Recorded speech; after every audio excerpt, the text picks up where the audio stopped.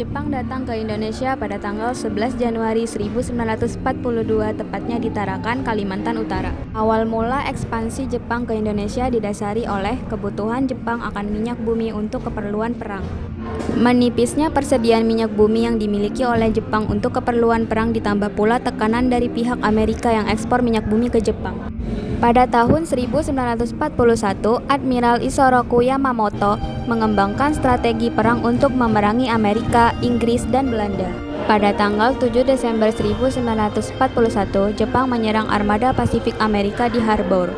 Pada tanggal 1 Maret 1942, sebelum matahari terbit, Jepang mendarat di 3 tempat di Pulau Jawa, yaitu Banten, Indramayu, dan Rembang.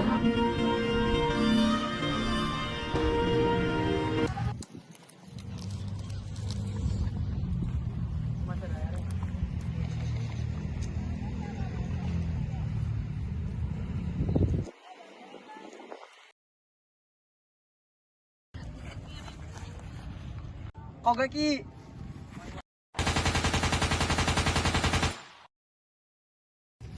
Ada apa ini? Siapa orang-orang itu? Mereka adalah orang-orang KT. Saya pernah mendengar ramalan bahwa orang KT akan menguasai Indonesia dan memberikan Indonesia kemerdekaan. Benarkah? 私たちは日本側から皆さんの救いを守るために来ました。我々は白空一空です。皆さんがこの国からオランダを救いを手伝います。Dengan Indonesia sukumenci kara suruh tameni wanak. Kami dari pihak Jepang datang untuk menyelamatkan dan melindungi kalian semua. Kami adalah Hakoichu. Kami akan membantu mengusir Belanda dari negeri ini. Alangkah baiknya jika rakyat Indonesia berontak melawan Belanda. Ingat, Jepang datang ke sini bukan untuk menjajah Indonesia, melainkan untuk memerdekakan bangsa Indonesia. Semoga itu hanya janji-janji belaka ya. Semoga ya.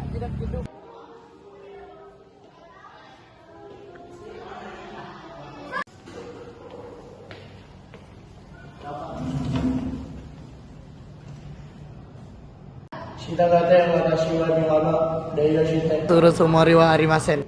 Oleh karena itu, kami selaku perwakilan pihak Jepang ingin menawarkan orang Nusantara untuk bekerja sama meraih kemenangan. Adakah alasan lain kami tidak bersama dengan kalian semua? Hitobito o kayoshi ataimasu soshite watashi tachi wa mata. Kami akan membebaskan tokoh-tokoh yang dipenjara oleh Belanda. Kami akan memberi kalian hidup yang sejahtera, dan juga kami akan meluncurkan gerakan 3A, yaitu Jepang Cahaya Asia, Jepang Pemimpin Asia, dan Jepang Pelindung Asia untuk kalian. Apa-apaan itu? Itu bukan yang cuma janji belaka. Mamurute to suru san'a undo o tachi agemasta. Ya, kami tidak akan menjajah kalian seperti yang dilakukan bangsa Belanda. Baiklah, akan kami izinkan kalian menginjak Nusantara kami. Tapi awas saja jika kalian membohongi kami seperti bangsa Belanda. Wakat.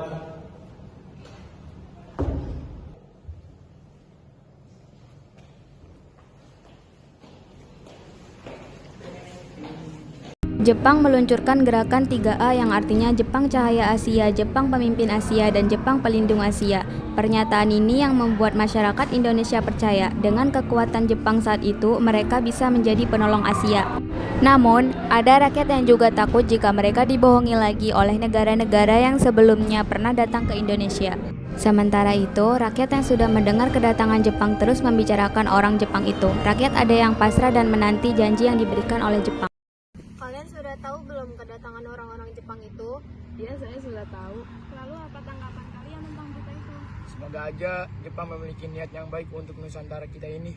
Alah, apa kalian lupa? Belanda juga datang dengan baik-baik, tapi nyatanya kita kan cuma rakyat biasa, kita nggak tahu apa-apa. Semua kata orang putih itu. Lalu kapan kita bisa berdiri sendiri? Suatu saat nanti ya.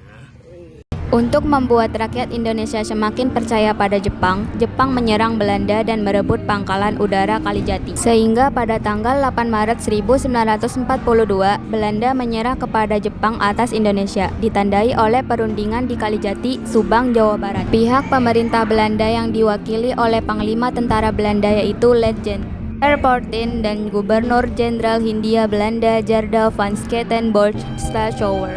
Sedangkan pihak pemerintah Jepang diwakili oleh Jenderal Hitoshi Imamura.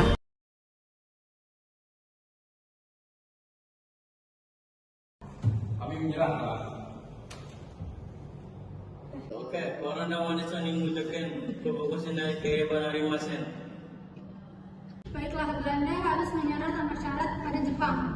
Dan semua penjajahan Belanda diserahkan kepada Jepang. Sekarang cepat tandatangani perjanjian Kalijati ini.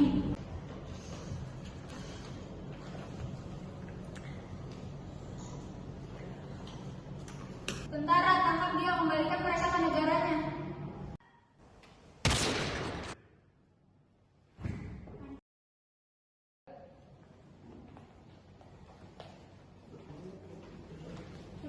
Kemenangan Jepang atas Belanda terus digembor-gemborkan di radio agar seluruh rakyat Indonesia bisa mendengarnya. Untuk semakin mendapat simpati dari rakyat, propaganda demi propaganda terus dilakukan, mulai dari memperbolehkan pengibaran bendera merah putih, menyanyikan lagu Indonesia Raya dan melarang penggunaan bahasa Belanda. Gerakan Romusa atau tenaga kerja paksa mengumpulkan para laki-laki secara paksa melalui Romuk Leokai atau panitia yang mengumpulkan orang-orang untuk dijadikan Romusha. Kemudian mereka dikirimkan untuk melakukan pekerjaan-pekerjaan yang sangat berat hingga para pekerja berakhir dalam kondisi buruk, mati atau menghilang. Belum lagi tentara-tentara Jepang kerap mengambil makanan milik rakyat Indonesia tanpa membayar dengan apapun, sehingga banyak rakyat yang kelaparan dan akhirnya ada Jugun Ianfu, di mana perempuan-perempuan Indonesia dijadikan tenaga penghibur bagi tentara Jepang.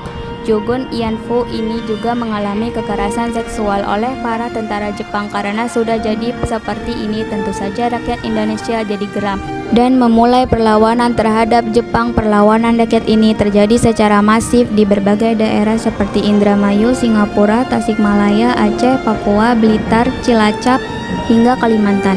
Perlawanan rakyat tidak cuma dilakukan secara fisik. Gerakan bawah tanah pun dilancarkan untuk memperoleh informasi dengan menyusun ke basis pertahanan Jepang di Indonesia. Jepang digempur habis-habisan oleh Amerika Serikat yang sekutunya puncaknya pada peristiwa bom nuklir Hiroshima dan Nagasaki. Amerika Serikat pada saat itu juga sedang menuntut terhadap Jerman dalam peristiwa Perang Pasifik. Perang tersebut juga berpengaruh terhadap kemerdekaan negara-negara di Asia Timur termasuk Indonesia.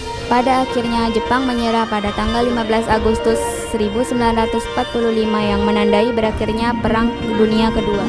Setelah banyaknya perjuangan panjang yang telah dilewati, Indonesia pun berhasil meraih kemerdekaan.